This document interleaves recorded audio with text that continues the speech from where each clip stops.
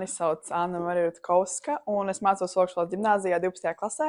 Šis viss, kā jūs man aiz muguras varbūt jau redzat, ir mans projekta darbs, kur ietveros es radu jauniem māksliniekiem vidi, kur viņi var izstādīt savus darbus, radot arī bez starta kapitāla un attīstot viņu potenciāli tuvākajai nākotnē, un arī padarot viņus tuvākus kultūras vērtībām. Tad šeit ir arī mākslinieki, protams, kas ir dzimuši Ogrē un Ogres novadā un auguši Ogrē, bet tālāk attīsta sevi Rīgā, mācoties kā piemēram RDMV, kas ir Rīgas dizaina mākslas vidusskola, Latvijas universitāte, Rīgā arī Jāņa Rozentāļa vidusskola. Un arī no Augšvaldes ģimnāzijas mums ir viena studente, kas ar savām fotogrāfijām ļoti izceļas. Man nebija tēmas vispārīgas, atļauju izvēlēties no 3 līdz 4 darbiem, ko mākslinieki vēlas. Kas, piemēram, mums ir viena meitene, kas savus austos darbus divus izstādīja.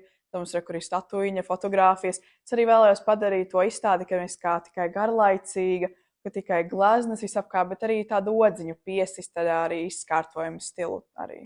Šeit es visu pati kārtoju. Tas bija pirmdien, pirms izstādes atvēršanas, kas jau otrdien notika. 9-8 stundas visu kārtoju, jā. Kamēr visi atveda darbus, tas patiesībā no malas liekas, ko tur uz molbertiem uzlikšu gleznu. Patiesībā nē, kamēr pēdējais mākslinieks atved, arī to jāsaprot, kur katru gleznu tu vari nolikt. Vispārīgi man līdz šai idejai nonācu. Man ir vecmama arhitekta, vispārīgi mana ģimene ir uz māksliniecisko noslieci visa. Un man ienāca prātā ideja, kāpēc neradīt izstādi, kur es patiesībā varu parādīt, uz ko jaunieši ir spējīgi, jo daudziem ir stereotipi, ka jaunieši nespēja neko izdarīt, vai viņiem nav tāds potenciāls, vai citas arī starta kapitāls. Tas reāli tas pats. Nonācu pie lēmuma, ka es reāli gribu saviem draugiem izpalīdzēt, kuru darbus varat arī apskatīt un uztaisīt tādu mazu izstādīti, kā viena no pirmajām varbūt.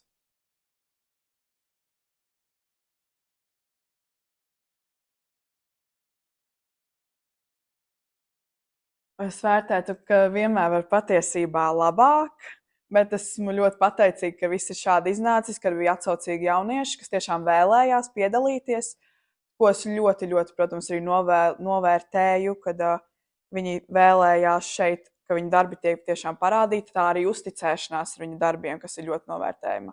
Tā kā jā, tiešām, bet vienmēr var labāk. Mani sauc Vineta Pudula un es mācos Augšvaldes ģimnāzijā. Man vienmēr paticis fotografēt tieši ar maniem draugiem un iemūžināt labas atmiņas, tieši arī pavadīt laiku fotografējot vienmēr ar labu kompāniju. Tas kā parasti rodas mani darbi. Pašvarā patīk labāk palikt aiz kameras. Šie ir darbi apmēram gada garumā. Annu es jau kādu laiku pazinu, un tad Anna pati mani uzaicināja piedalīties. Tā ir fantastiska iespēja parādīt visiem citiem savas domas un caur saviem darbiem. Mans vārds ir Aneta Ezeriete. Esmu Augšvaldes ģimnāzijas skolotāja, mācītspēks, un tā nu gadījies, kad arī Annas projekta darba vadītāja.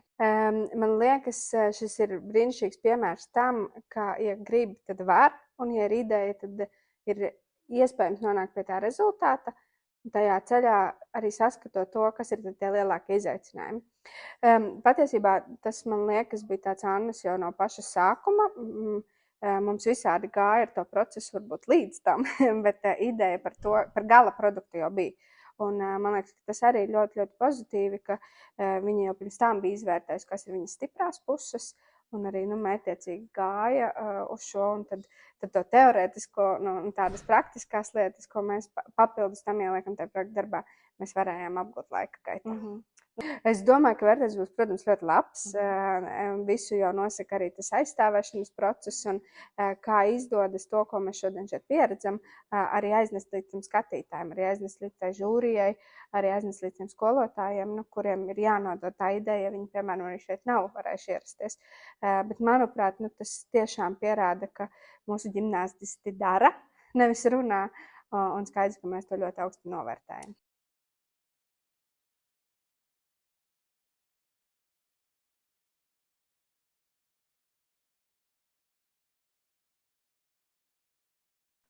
Es pasaku godīgi, šis viss bija haotiskākā process manā dzīvē, jo ir jāgatavojas eksāmeniem, ir jāiesniedz iniciatīvas, tad viss ir piekļuves darbi, un es domāju, kā es to izdarīšu, jo es vēl strādāju nedaudz pati par sevi.